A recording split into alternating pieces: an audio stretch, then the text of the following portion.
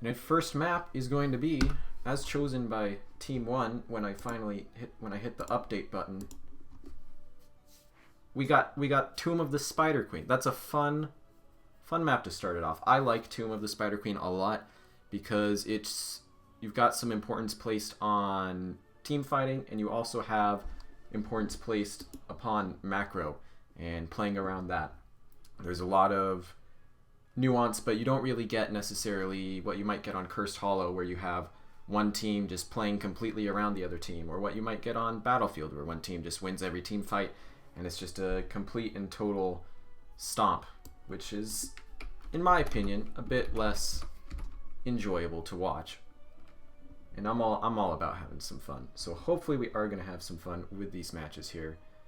Looks like we've got almost everyone in.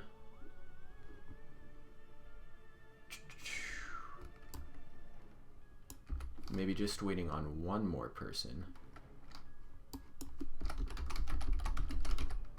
Who that person is, I am unsure. Unfortunately, we have the Discord names in the document that I have here, so I don't exactly have the in-game name, so I'm not sure exactly who we are waiting on. Hopefully we will get them in here soon, as both teams have 5 members in their voice, so they're talking to each other, they're thinking, they're working stuff out. We're just waiting to get the last person into this lobby so that we can then get the game started. You know, maybe I should have found a second logo so that we can differentiate in that screen. Give me one moment. I'm going to see if I can grab something here. Open original, save image as, and maybe we can get differentiated backgrounds here for these teams so that you can tell a bit better what is getting picked. Yeah, so Team B now with the black background, Team 1 with the white background. That'll work for me. And that way you can see it was in fact Team 1, not Team B, who picked this map. And so that means that Team B will have the first pick here when we get started any moment now, and then it'll swap for the next round. We will have Team B choosing the map and Team 1 choosing taking the first pick. Alright, we have our last member in here. R to start whenever. Alright, and we should hopefully be getting into the draft as we get a follow from Sheej. Thank you, Sheej. I've got tiny screens everywhere, so I'm trying to keep track of what everyone's saying, but not the easiest. But thank you, Sheej, for the follow. Perfect timing as the notifications go away once we get into the game here. So looks like we're going to go ahead and start and get into our first draft of the night for our first best of 2 between Team 1 and Team B. And if there's any name suggestions, feel free to shoot them in the chat. I will gladly take suggestions for what to call these wonderful teams. So starting on the right side, we have as far as players that are experienced, who have played in NGS or in competitive before and are looking for members for their teams, both Key and I believe the fake Stig are players who are looking for members for their team potentially. And on the left side, looks like Kurama is also a captain or team member looking for more members for their team. So maybe watch out for those players, see how they're doing. They're going to be watching the other players. But to start off, we've got a Deathwing ban, and that's solid. Whether or not you think that Deathwing is strong or weak in the current meta, he definitely defines the way that you're allowed to play the game. And in a map where you want to be able to have a freer draft to focus on macro as well as rotations, having to go into stuff like the Greymane for Deathwing might not be something that you want to go for there. So makes sense that we see that banned out. And the ETC banned out on the other side is just a really solid pick. As well as Phoenix I believe that's just two picks that we see banned out because they're heroes that are pretty solid in any situation. And we're going to see Kerrigan. So maybe some of these picks are more targeted.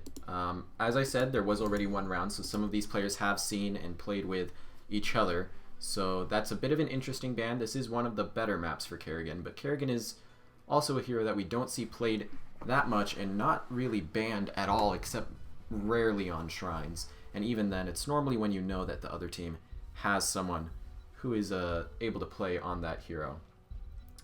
So the first pick is going to be Diablo for Mandito here on the red team. And an instant pick into Zul and Johanna. That is something that is really great for our left team here. Zul recently reworked. Lots of people consider him first pick worthy. Me, I'm not so sure, but he is definitely a very strong offlaner.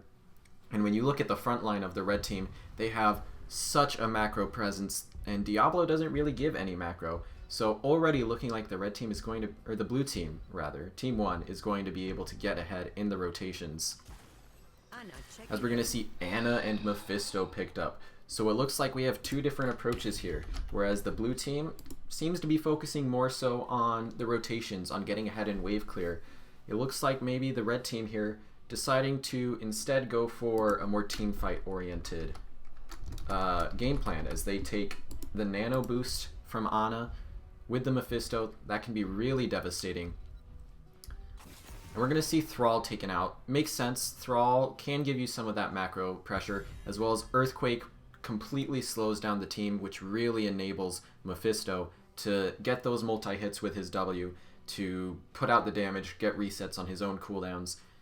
Really just a strong offlaner pick with some nice synergies there. Gets banned out. As far as the red team spans, they're going to go for Anduin.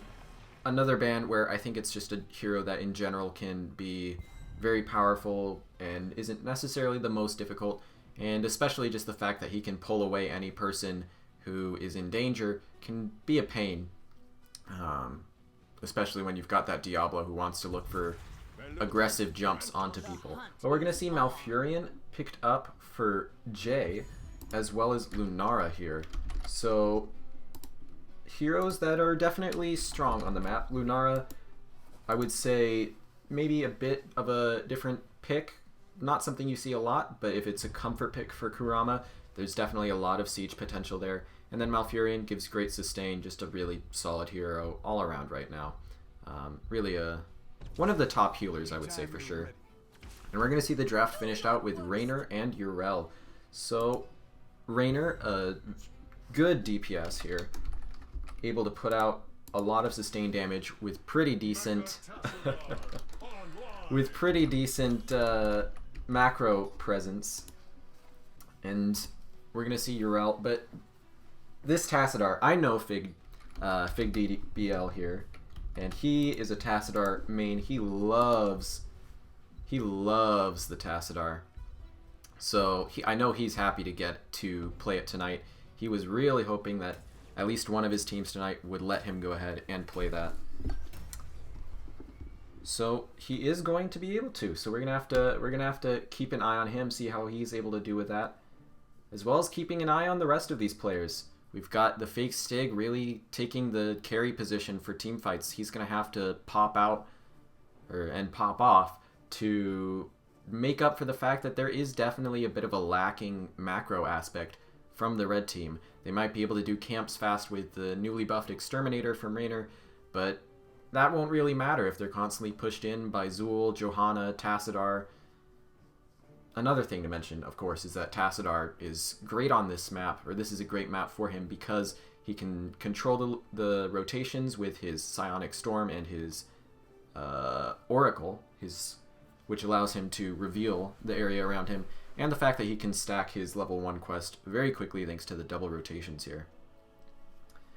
So, with that being said, it looks like our players are loaded in here, and we're going to be going ahead and jumping into the first match of the evening, as we have the best of 2. Oh, and I immediately accidentally click on a hero. And we're going to have, on the left side, Jay on the Malfurion, Tin on the Johanna, Fig playing his Tassadar, Kurama on the Lunara, and Zul played by King Smoof. Opposing them, we've got Mandito on Diablo, Andrew on Raynor, the fake Stig, on Mephisto, Key on Anna, and Kriv on Yrel. Looks like we've already got Zul heading into the bot lane, so I wouldn't expect to see the blue team look for any fights or aggression here in this mid lane. Fig revealing the area so they're able to see that the entirety of the red team is already here. And the fake Stig already going in. Fig taking pretty decent damage. Ooh, and an early kill onto Lunara. Great job there from Andrew, getting the damage out onto them. Really, really great aggression coming out from the red team. And I was worried about them falling behind in rotations, but by having the Yrel there with them in the beginning, they were able to start the rotation faster, thanks to that kill. So, a nice play from them there, as of course Yrel is not going to miss any soak in the bottom lane. That being said, Zul is looking to potentially double soak. He needs to be careful though, he's taking a lot of damage from Raynor and gets caught by Diablo and goes down. So that's already 2 kills in favor of the red team here. Looking really strong to start off, really denying the macro play that the blue team wants to look for here. Level 1 talents, it looks like we are going to see Ace in the hole for Raynor, so looking more for a team fight aspect as opposed to potential exterminator for the camps. The rest here looks really standard though. I like the picks that we see. We've got the Sentinel Wisp talent taken at level 1 for Lunara. That's going to give them even more vision control, which is something that's very important on this map for controlling the turn-ins and denying your opponent to complete the objective. But that being said, it won't matter that much if they aren't able to kind of get ahead on the macro here, as it looks like we are going to have Lunara sneaking the bottom camp with Zul, and we have Johanna, Tassadar, and Malfurion just kind of taking care of the rest while they can. So rotations going pretty well for these teams. Nothing too exciting after the initial 2 kills. I think blue team kind of just had to find their footing, kind of see what kind of level they were going to be facing in their opponents. And while they did fall behind a couple gems, it does look like both teams are going to be relatively even, only about a half level lead here for the red team. Even less once we see that they are in fact ahead on the rotation. So once these minion waves are cleared up, it's going to be a lot more even. That being said, they definitely have done a good job of harassing, and Zul going ahead actually and taking the bruiser camp as Tassadar holds the bottom lane to catch the soak against Yrel, is actually trading quite well into her as he's at full health and Kriv taking a decent amount of damage.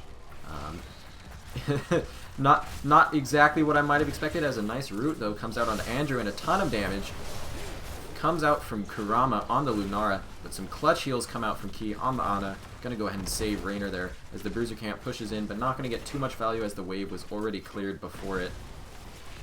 That being said, this is a shift in the momentum, as we are gonna see looks like Tassadar is in fact staying down here and Zul going to be rotating with the 4-man of the blue team. So an interesting shift, but it seems to be working out decently well for them, as they were able to put a bunch of pressure onto Andrew on Raynor, as we saw there, and they seem to be kind of dictating the rotations a bit more for their own team. Ooh, Yrel gets caught, gonna get rooted here, and the backlash gonna do a nice burst here from King Smoof on the Zul. Not gonna be able to secure the pick, as Kriv on the Yrel is going to be very difficult to kill, especially a bit later in the game. But a decent gank there, gonna force her back a little bit, and it seems like it's maybe turning around a little bit, but as I say that, a great flip onto Kurama. The shield from Tassadar isn't going to be enough. They're gonna get picked off. Face checking a little bit around that corner with the Lunara, and gonna get punished by Mandito. Wonderful flip there on the Diablo, as we see both teams having enough for a turn-in, but red team significantly closer. They're only gonna need 7 more turned in to get their first set of web weavers coming down. That being said, Yrel has been pushed in very heavily. Kriv gonna have to actually hearth here, as King Smoof is pushing in with his skeletal warriors. Andrew gonna come down to clear that out. Don't think we're gonna see anything else there happening. And it looks like at this point it is what I said. After they stabilized a little bit from the early deaths, the blue team here has been able to catch up in XP. They've been able to catch up and even get ahead on rotations. And they've started to do a few ganks of their own and kind of shift up the laning, which has really seemed to help them a lot. That being said, with the turn in here from Kriv in the bottom lane, it's not going to matter, as the first Web Weaver wave is going to come in favor of Team B. Looking at the talents here, we do have a full cleave build coming in for Zool. As far as talents go, we do have Trickery, something I don't see a lot, but I think all of the level 7s for Mephisto have their place. I'm not exactly an expert on him. I enjoy playing him some, but we're going to see these players taking what's comfortable for them. And it looks like right now, Zool is working out really well for King Smooth, as he does a huge amount of damage. That being said, Jay on Malfurion going to get caught in the Web Weaver wave, as well as Tin on the Johanna, and a lot of damage going to go out. A nice root going to go ahead and peel there for Johanna, as she uses the Iron Skin to go ahead and get out. Fig already up here on the Tassadar, clearing out with Zool in the bottom lane, but he needs to be careful, because now Mandito on the Diablo is coming in. He does have the shield, which is going to help him a lot, as well as the tap, but it isn't going to matter, as a nice grenade there coming out from Key on the Ana, going to deny the healing from that tap, and a penetrating round from Andrew on Raynor is going to kill him. As level 10s come in, the Hyperion already picked and sent out, and also Durant's Nano Boost, Ardent Defender, and Apocalypse picked, as we see Raynor going down, and the fort is going to fall. Luckily, no gems lost, it looked like, for the blue team, but that is a lot of damage going in onto them from the first Web Weaver wave. Level 10s are going to go ahead and come in now for the blue team, as they were a little bit behind. We're going to have the Leaping Strike, Falling Sword here, something you don't see a lot, but maybe comfortable in doing it with the Zool there to slow people down, thanks to the Skeletal Mages. We are going to end up seeing, I can't remember any ult names today apparently, Tranquility for Malfurion, as the red team is looking for their second turn in a row, only needing Kriv, it looks like, to turn in to get that one. But it's going to be potentially a team fight here, as we see Force Wall for Fig on the Tassadar. Wall Stun comes out from Mandito, no follow-up. And it looks like now, again, with the Force Wall, blue team's going to be pushing in. Fig going ahead and getting out of that as soon as he can. Puts a shield onto Lunara as she's being chain stunned, but the Falling Sword is going to come and give some peel. The Fake Stig caught on the other side of the Force Wall, but it looks like both teams going to be able to disengage. No, except not. Smooth. King Smooth on the Zool was getting the turn in, and now he's coming in with the Skeletal Mages, and that secures the pick onto Yrel. Now going to be pushing in with all 5 members for the blue team. Hyperion going to get used defensively to push it out, and Zool is going to go ahead and go to the top lane. Looks like the blue team going to take the front wall here and then disengage potentially. If you look at the bottom lane though, a nice little wave built up here, and it looks like that fort is going to get equalized out, as well as pretty good damage coming out into the top lane. Force Wall used onto the Fake Stig. He's going to get hit by the Web Weaver wave and get super low, but is going to be able to get out thanks to a nice Shadow Charge from Mandito, peeling him there. The root though onto Andrew, followed up by a Force Wall, and that is a kill. The Force Wall is really good here from Fig. Really annoying, allowing for the damage to come through, even though they don't have Lunara with them. Falling Sword even being used, coming onto Key here. Kriv gonna get hit by the Leaping Strike, but a nice Shadow Charge came in from Mandito, but it wasn't gonna be enough as the second Leaping Strike comes through. And it's gonna finish off Yrel. Really well played from both teams so far, but finally some kills coming in for the blue team, and they're actually a little bit ahead here. 2 forts down, as opposed to Team B only having 1 fort down. And even looking for the 3rd fort here in the middle. Both teams are able to get their second turn in. Red team has actually a bit more gems, as those earlier kills denied some gems for them. But most of these gems are on Tin, and so if they're able to turn in, the blue team is looking good to get their own turn in. Andrew going to get caught by the Force Wall, going to use the Adrenaline Rush. Both Leaping Strikes come out as well as Falling Sword, but Andrew is back behind the fort. key, however, on Anna, going to get caught and finished off thanks to the force wall. That's a really important kill, as now Andrew and Mandito, who are both very low, as well as Kriv, aren't going to have the self-sustain. Ardent Defender was already used, so Kriv also going to go down, as well as this middle fort. Is the blue team going to go for the turn-in, as the Durance of Hate from Mephisto unfortunately going to whiff. But no, they're going to go for the Bruiser Camp first, as level 13s come in for both teams. We've got the Greater Spell Shield for better survivability there for Kurama on the Lunara. We have Roar following up the Subdue there, so looking for really oppressive punishes there, the Q ability on Johanna. We do have the Nullification for Tassadar, a really great tool, especially against Diablo, who might be charging in to try and get some blow up thanks to the armor reduction from Devastating Charges quest here. Or Shadow Charges quest here, which is Devastating Charge. We're going to see the blue team picking up all the camps that they can and then hearthing as Zul finishes the turn-in. Really looking strong here. The early game looked definitely in favor of the red team, but as the Web Weavers are coming in, we've got the Siege Giants in the bottom lane, and the blue team coming back onto the map with full health bars, full on mana. They're going to look to be aggressive and potentially get a keep, or at least some very heavy siege damage, as I'm dropping a little bit there. Looks like not going to last long. Fig already looking for the force wall. A nice Shade of Mephisto there to help him out, but Mandito now, Diablo getting focused down and cut off, and he's not going to be able to sustain himself through despite the level 4 here, Souls to the Flame, as well as the level 1, which is going to give him extra healing off of the regen globes, which is a wonderful talent for this map. That being said, with the Diablo reset to 0 souls from full, he's going to be a lot squishier and not going to be able to be as aggressive on this defense, as Fig putting in a lot of work again with this Tassadar, as well as Lunara putting in just so much dot, although she's going to go ahead and get charged. The armor coming out from Fig on the shield is going to save him, as well as the Tranquility. Great job from the dual support here on the side of the blue team. Tin looking for another engage with the Falling Sword. Really liking this, but a huge flip onto the Tassadar is going to finish him off. A great play there from Mandito and great follow-up from the rest of his team.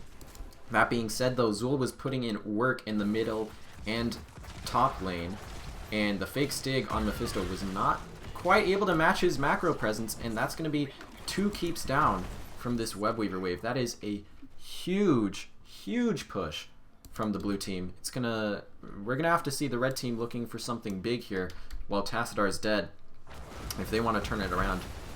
16 towns came in. We saw typical Tassadar build, of course. Psionic Echo coming in. Zul still going for his W-based build. And it looks like we're gonna have the red team looking for the boss here with the Web Weavers, but obviously it is going to be seen. The fake Stig uses Durance to try and zone out, but the blue team wasn't even all quite there yet. And so it's going to be an engage here over the boss pit. A nice APOC into the choke, but Falling Sword is huge.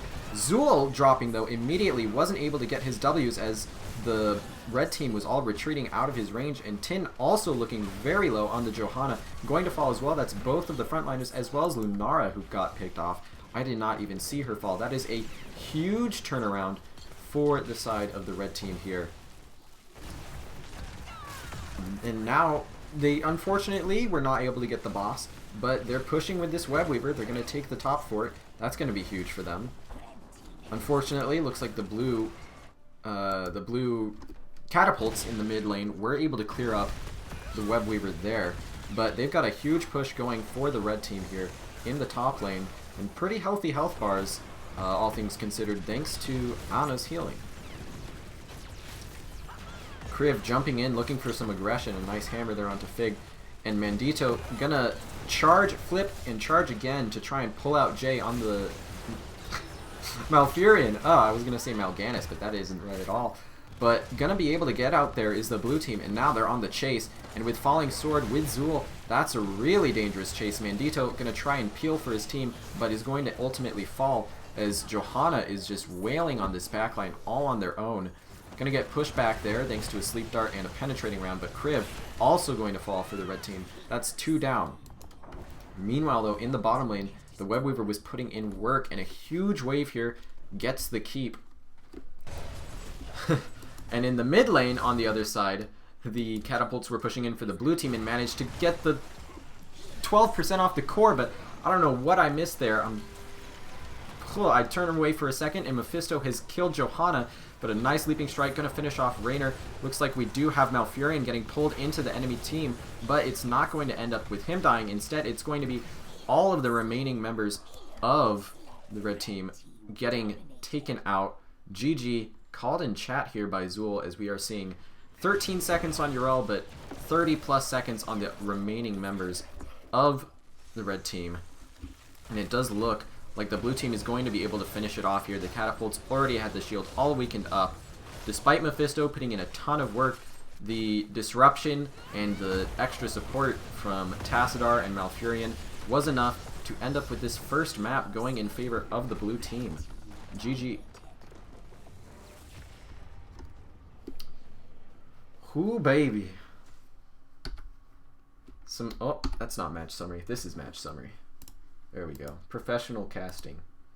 Alright, so the map pick from the blue team, won by the blue team. And I think while the team fight there and a lot of the individual skill that I saw on the red team was very strong, the lack of macro there really punished them. They got a little bit ahead early, but when it came down to macro, they just weren't able to get that much with their objective, and then we saw the blue team just running away with it, doing so much damage with every objective that they got. I'm going to go ahead and swap to talents here for the viewers, as we should hopefully be getting into our next one pretty soon.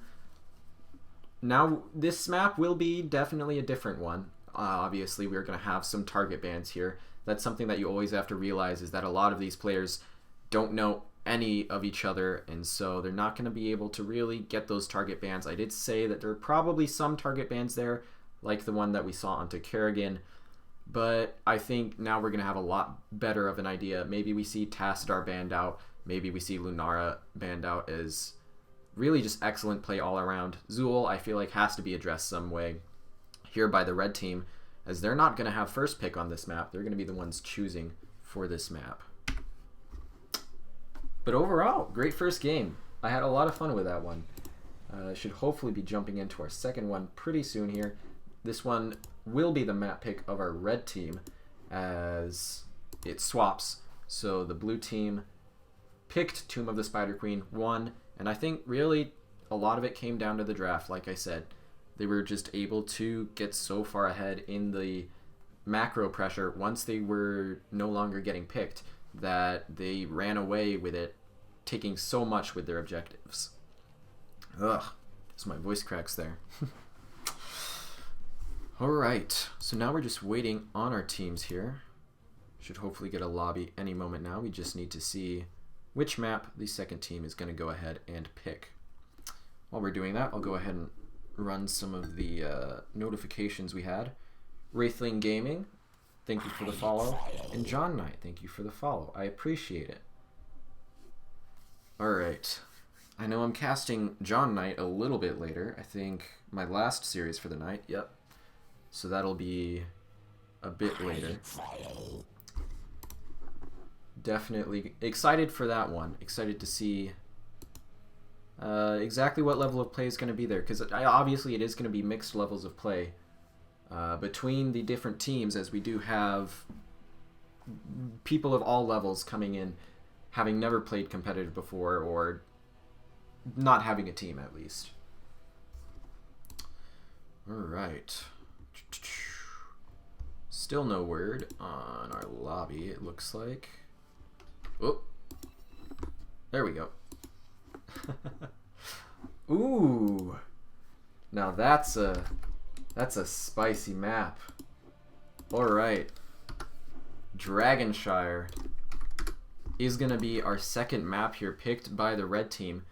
I like it. I think that they definitely had a game plan, and they seem to be doing well on getting picks, but they struggled a bit on the macro. So I think if they're able to reproduce some of the rotations and the picks that they got in the early game and the first game, they can really run away with it on this map, since Dragonshire is all about communication. It's all about being able to understand each other and successfully run down the other team while keeping your lane soaked and keeping control of 2 points at once. Or at least one of keeping track of 2 points at once, I should say. Monkus says, enter the throw pit at your own risk. Yeah. That is definitely... The boss pit had some crazy fights, for sure. But we're going to go ahead and jump into the draft, saving me from having to stall out further. Alright, so first pick is here for the blue team on this map. We're going to have to see, does Zul get banned out? Obviously, they were very willing to take it early, as they instantly locked it last game. So I'm not sure. That one might get banned out because it was putting in work.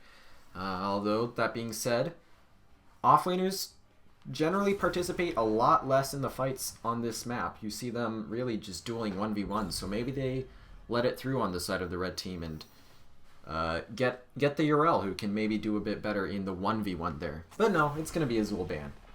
So forget all of this theorizing that I just did. They're respecting it. They're saying, we don't want you having it, and we know you'll first pick it, so just get it out of here. As well as the Kerrigan ban again. So I assume that's a target ban, probably onto one of our DPS players here. So the Fake Stig or Andrew. Deathwing gets banned. Monkus isn't going to be happy. He just said, let Deathwing through, you cowards. But there's a 30-second delay, so... Gonna be some disappointment there. The Deathwing does get banned, and so does Rexar. Makes sense, even after the nerfs to Misha, he's just kind of oppressive in the off lane. And it's going to be an early Johanna pick for Tin. Again, if it ain't broke, don't fix it, and Johanna is a hero who, for a long time, has just been solid and a wonderful fallback. Really the all reliable of tanks. So on the other side, are we going to see a pick into the front line early? Oh, hello?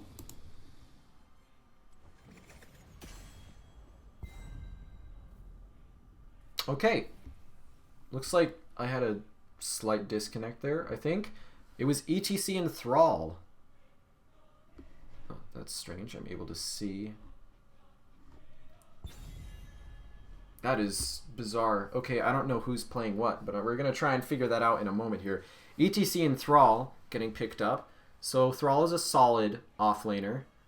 Pretty strong. Able to do some really good poke, but not quite able to 1v1 as well as some others. So a bit of an interesting pick there. But ETC is another very solid tank who is a bit of an all-reliable there as well.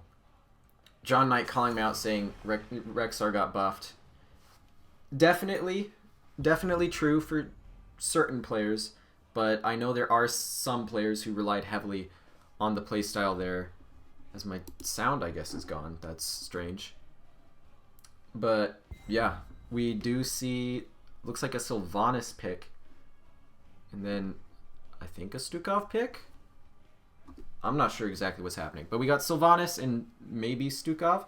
We did see Jaina and Mephisto banned out. So they did respect the Mephisto, which I like, because it did do a lot of work. Although it was really the macro lacking there that cost the red team in the first game. And it looks like Kael'thas, Rain are going to be the last picks here. So I'm going to go ahead and say, I'm guessing that's going to be Fig on the Rainer. So Zul gonna, so I'm trying to fill in the teams here as best I can without knowing exactly who's playing what.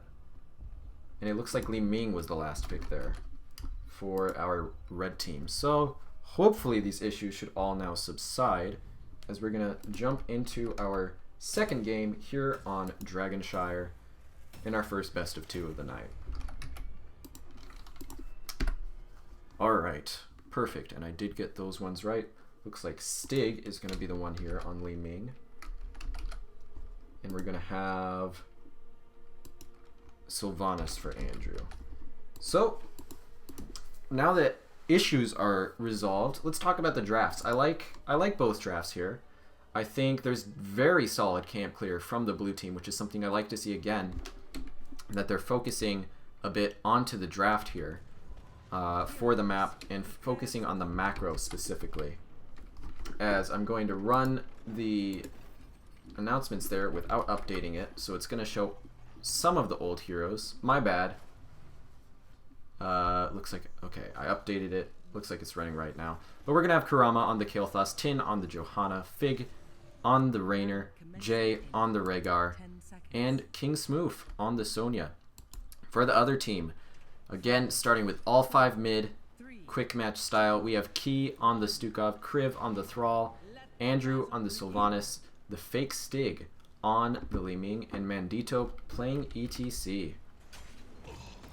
We're going to see, it looks like a Q build starting off for Sylvanas, so not going for the stacking build here. As well as, interestingly enough, looks like we have a bit of a Wolf build starting potentially for Rhaegar. Not something you see very often, but we'll have to see if he's able to perform with it. Both teams putting out pretty solid damage. But Sonya looks like already just pushing in. Again, choosing to start in the off lane. Something that the... Ooh, nice jump onto Tin there with the silence, and my game is frozen. Uh-oh. So I'm not certain if this is BattleNet problems. I would assume it is, since I'm not having any stream problems. And it looks like my HOTS has crashed, so I will be right back.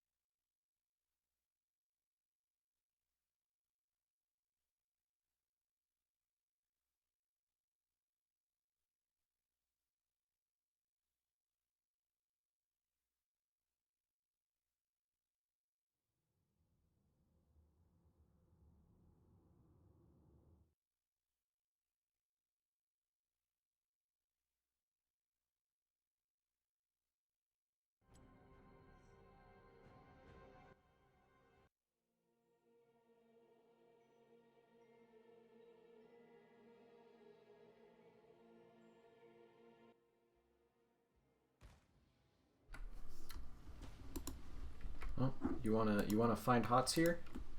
We're back. Let's see if it's gonna...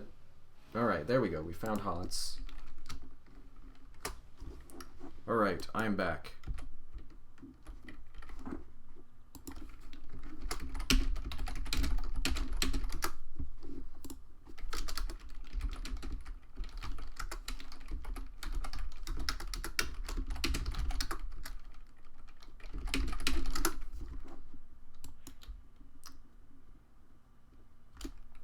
Alright.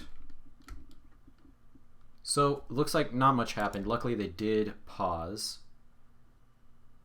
So, we did see the 1 kill there coming out onto the Johanna.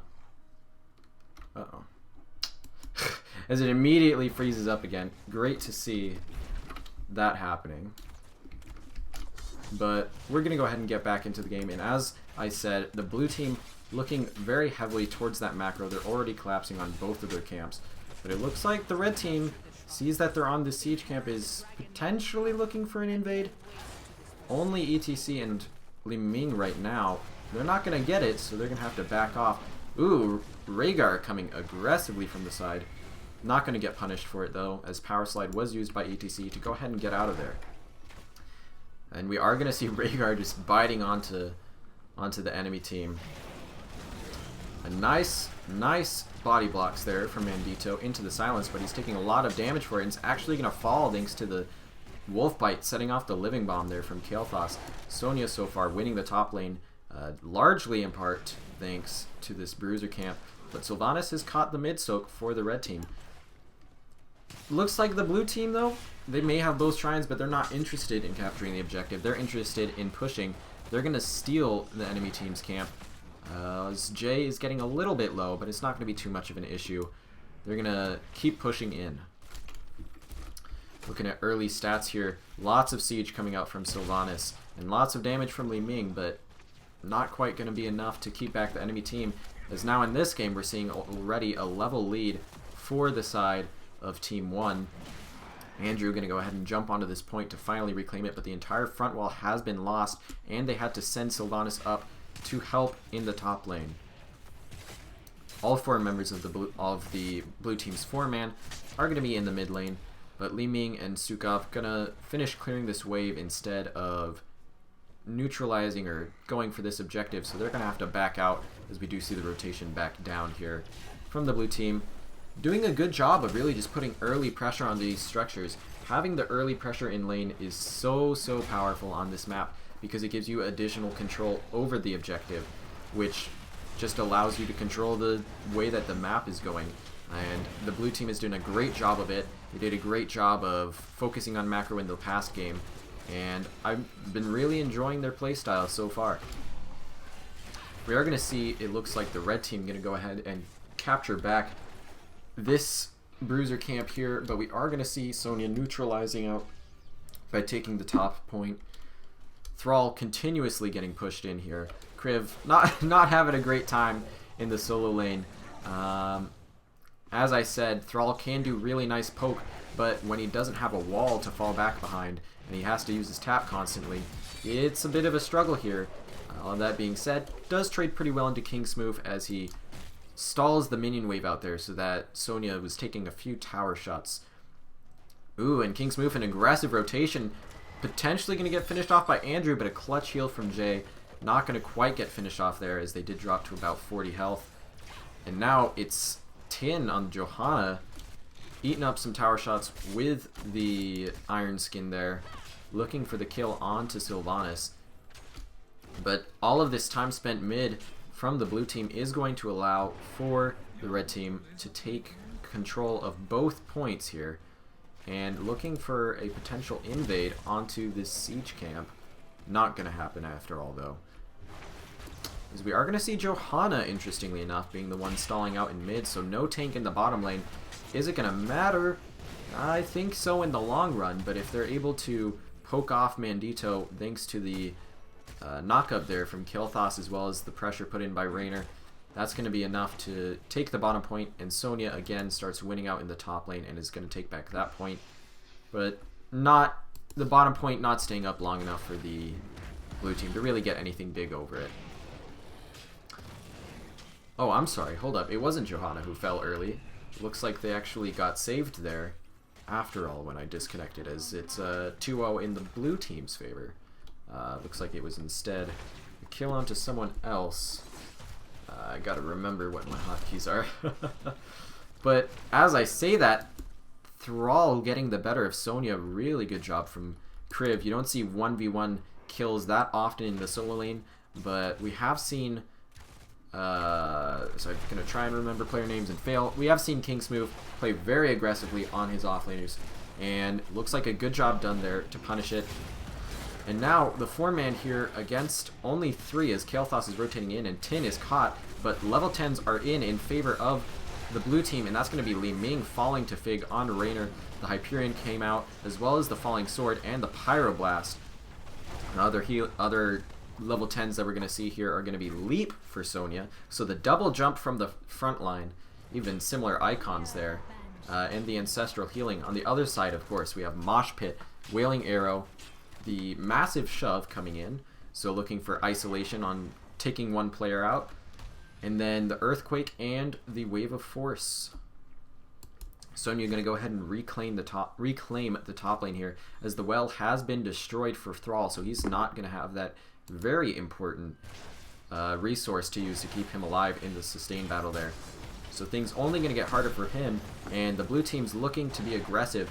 This is something that I like to see. In the early game, death timers are pretty short, so it's very hard to secure a Dragon Knight, as more often than not, the enemy team will be able to respawn in time while the rest of their members poke.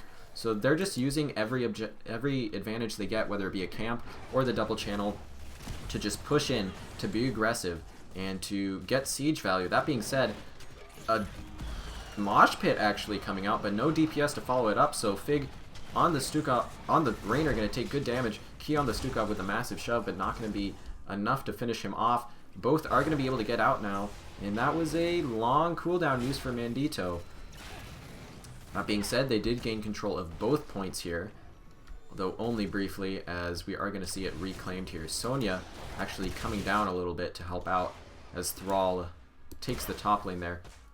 And it looks like it's 4v3, and Kurama on Kael'thas is very caught out. A nice wave of force there from the fake Stig to pull him back. The shield is going to get used. The Wailing Arrow comes out from Andrew, though. And ooh, Mandito's on the other side, but the Ancestral Healing is in time, and Mandito gets caught out. Leap goes on to Stukov, as well as the Pyroblast, and that is going to be a dead Stukov. 2 kills for nothing off of what looked like a horrible mispositioning there and a potential kill onto Kael'thas. And again, it looks like just the rotations here coming out for the blue team are a bit better. The communication is there and the attempts for team fights, but it seems like when it comes down to it most, there's a bit of a lack of synergy there from the red team. That being said, they are going to be able to grab this bottom point, as we have the blue team focusing onto the siege camp yet again, as Rhaegar runs up top to take that and starts clearing out the wave while Sonya does the camp. Level 13's in favor of the blue team, and they're going to have an advantage for about half a level more. So we'll have to see, do they go for anything aggressive here? Andrew actually stepping up with the Sylvanas, looking for some pressure with the trait, but going to have to back up as we see Tin coming in from the flank, as well as Jay was already there, so I don't know why I said that. But it looks like with the 13 talents, they're going to be able to push back the red team for a bit longer. Looking to neutralize this out, but the positioning is not quite committal here. Looking to maybe stay more around the Siege Giants, keep those alive. Though they are going to finally be able to get it, but Sonya isn't even going to stop sieging in mid because she knows that Thrall is on that top lane. But while he's doing that, the Bruisers push in a little bit, getting a little bit of value. Blue team doing a great job of just little by little chipping away at the structures here for Team B. Thrall not quite able to match the rotations of Sonya, as it looks like Sonya's kind of been put on double soak duty so that the 4-man here can get even further ahead, looking for an aggressive invade and just going to be given away by Team B on the red side. But they do finally have their level 13s. We are going to see Illusionist as well as Remorseless. The Virulent Reaction, an enormous playmaker for Stukov. We're going to see if Key can pop off a little bit, get some really nice setups, as well as Encore. So looking for the repeated displacement there and knockback. Kriv is on his own, going to use the Earthquake to try and get out. Leap coming out onto him. He's going to keep running as all 3 members from the blue team, 4 members from the blue team, are coming after him. And the knock up from Kael'thas after the penetrating round from Fig on the Rainer are going to be able to finish him off. Great play there from them. And it looks like the pings are coming out onto the Bruiser camp. It's a strategy that you might see and consider it being as more of a quick match strategy, ignoring objective and just going for camps, but it's been working out for the blue team, and it's been very oppressive. The red team spent all this time getting the bottom Bruiser camp, and they just lost a kill, lost the level 16, or lost the neutral footing that they had as the level 16 talent comes in. But they are going to use Sylvanas well. They knew that the blue team was up there, and they're going to push in, so they're going to get damage here onto these structures. Not quite as much as we see top as the fort goes down. But they do get something, which is very nice for them. A nice dodge there from the fake Stig, as well as the Wailing Arrow, and a one-man Mosh immediately interrupted. But a nice attempt there onto the Rhaegar from the side of our red team. Pyroblast coming out onto Andrew. Is it going to be enough for the kill? I don't know. It is barely. That can't have been a lot. Let me, in fact, I'm just going to check real quick. 17 overkill. You hate to see it. And we're going to see Sonya coming in, jumping in with the leap, looking for some huge aggression, but the follow-up is not there, as a big combo from Li Ming is going to do a lot of damage. Looking at builds, everything's relatively normal as far as I can consider it. The level 16s, as I said, coming in for the blue team. The one weird, or thing you could consider slightly weird, is we see a bit of a mixed build here from Rhaegar, but it's mostly just a shield build with the Wolf talent at 1 for some extra mobility. Ooh, the fake Stig doing a great job at dodging out on those CCs from Sonya and from Johanna. Sonya actually taking a huge amount of damage. Luckily, a minion comes in and is going to draw away the aggro as Hyperion comes down, as well as the first Dragon Knight of the game, which was picked up by Rhaegar in the middle lane. That's going to grab a fort, and it looks like they're going to potentially get all 3 forts here from the red team as they're pushing in with the Dragon Knight in the bottom lane. And indeed they do. It's the first objective, but it's scaled so late into the game. We're 13 minutes in here now, that they were able to get pretty substantial damage, especially since the front walls were pretty much all gone thanks to the setup there that was done. King Smooth on the Sonya. Ooh, a bit of miscommunication there and a bit of freezing up again. Battle.net having issues today, unfortunately. But we are going to see them getting out with the leap. Tin on the flank, ready for this rotation from the blue team. ETC going to get kicked away. And it looks like the blue team going to just try to retreat here. They might get caught off, and this is a 5v4. Sonya's all the way top. Ancestral going to get off just in time to save Jay. But Tin now having to use Falling Sword to, I was going to say escape, but then even turning around a little bit, looking for aggression. Fig getting caught by the power slide. That's really big damage. The armor coming out, as well as the Paint Them Red clutch in saving Rainer's life. And they immediately go to the camp. Oh, I need to turn that off after this game. The friggin' scroll on the sides of the screen. But, like I said, very nice play here from the blue team. They're keeping themselves alive. They're really just showing that they have a bit better communication here and using it to their advantage as they're pushing in on the red team pretty consistently with just painting the map blue. That being said, we do see all 5 members of the red team here, so they're looking for aggression. They really, really want this fort, using possession there to try and get some minions. But King Smooth on the Sonya is on the flank. Key with the massive shove going to try and push them away. Not going to get much. 2-man leap comes out. Huge condemn. Huge AoE damage coming out from Sonya, as well as Kael'thas. Pyroblast coming out onto Andrew and Sylvanas. Going to get out, but only the damage dealers left for the blue team, and a big push looking to come in through the bottom lane from our blue team here. Really explosive team fight. Did a great job of locking in the clumped members of the red team and destroying them with the AoE potential that you have from Sonya and from Kael'thas.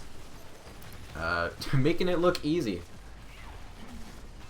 With that being said, the objective isn't even up by the time that they finish off this keep, and now still 7 seconds left on the remaining members from the red team. Is the blue team going to look for an objective and look to end? Looks like Sonya going to go ahead and go up to this top point, while Kael'thas captures the bottom point and Rhaegar is in mid, already ready to get the Dragon Knight. And this is really dangerous. Hyperion was used for the push, but this is still a decently late Dragon Knight and a level 20 talent advantage for the blue team pushing in here. Kael'thas even aggroed the camp a little bit here, but not going to go for it, as Johanna going to go ahead and use her ultimate ability there. Thanks to the level 20 Heaven's Fury, we are not too worried about the cooldown there. As you can see, it is already back up in the top left there. She's just going to use that pretty much off cooldown, I would imagine. Doing decent damage and getting really good cooldown reduction. Only about 15 seconds on the cooldown that time. And the Dragon Knight sitting at about half as they're pushing into core. A nice Wailing Arrow and the Earthquake. Crater for Sonya, taking the upgrade there. Andrew going to be able to leap out. Sonya, though, getting caught in her own crater thanks to Stukov, but the kills do finally come out onto Thrall, onto ETC, and onto Stukov. Hyperion comes out as well, and while Sonya will fall, Li Ming is not going to be able to make the pop-off happen, and that is going to be game 2 in favor of our blue team. They're going to take it 2-0. GG's. Alright. Great stuff from both teams that series. Holy cow. I gotta say, I was not expecting the second map to be that dominant. I was expecting, I wasn't expecting it to be maybe in favor of the red team, but I was expecting it to be closer than our first map because I feel like the draft was just so much in the favor of our blue team on the first map.